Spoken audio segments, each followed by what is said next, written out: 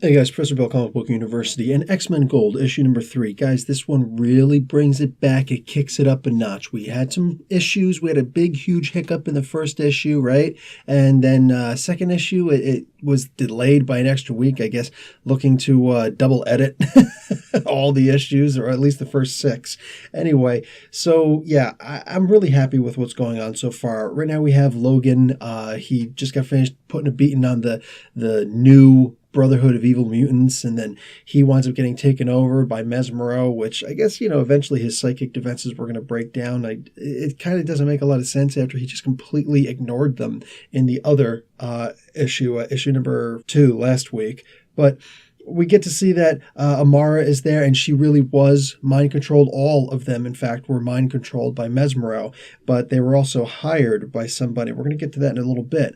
On the way for the X-Men to go over there and take them out, the future Generation X shows up. Not all of them, but enough of them. That's the mutants who are just kind of hanging there. And they're like, listen, we are combat trained. We've gone out there before. So, why don't you even it up a little bit and, let us go with you?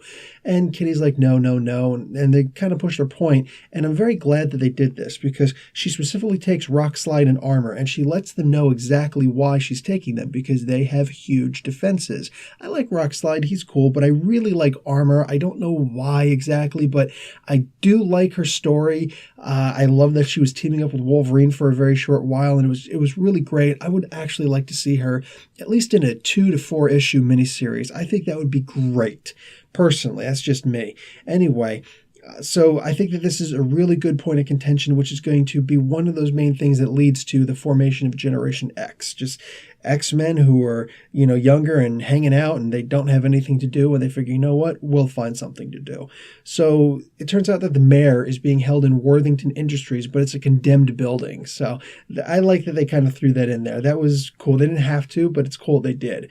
So a little battle goes on. Again, Wolverine was mind controlled, so they had to take care of him. Very funny scene with them finally taking him down. And then a moment later, the new Brotherhood evil guy that looks like the Green Goblin from Earth 1610, Colossus just takes him down and Armor's like, you couldn't have done that 5 minutes ago?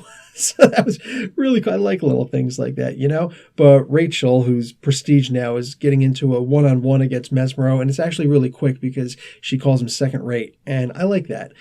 It turns out the whole place is actually set up to explode. So Kitty Pryde calls for a violent extraction from Kurt. And he, what is that? And well, he just crashes the freaking X-Jet, which they have to find a better name for that. That's a comment from the comic. Crashes the X-Jet right into the side of the building. And they're like, oh, I like that. I actually like that a lot. Anyway, so Kitty decides, everybody get on there, give me about a minute and a half, and then get the hell out of here. She goes off to try and find Amara. Amara's still, trying to figure out what's real, what's not, and that's cool. I really like that. I like the little touching scene here. It was good. So she gets burnt up a little bit. I hope that they actually keep that burn that's on her shoulder. I think it was her right shoulder. I hope that they refer back to it later on because they do refer back to a couple things. Case in point, the tax break after they're able to rescue the mayor and get everybody out of there. She said, you'd figure that we'd get some kind of credit. And Kitty says, of course, that's never going to happen, but I was hoping to get some kind of a tax break for, being here at Central Park. So I'm glad they didn't let that die also, because I never heard it again in the second issue.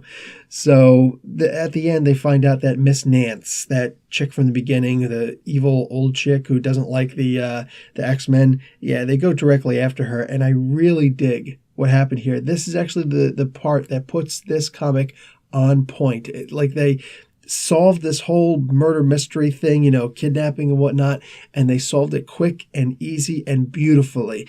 And then they actually went right after Miss Nance. And I was figuring, she's talking back, and it's like, that's not cool.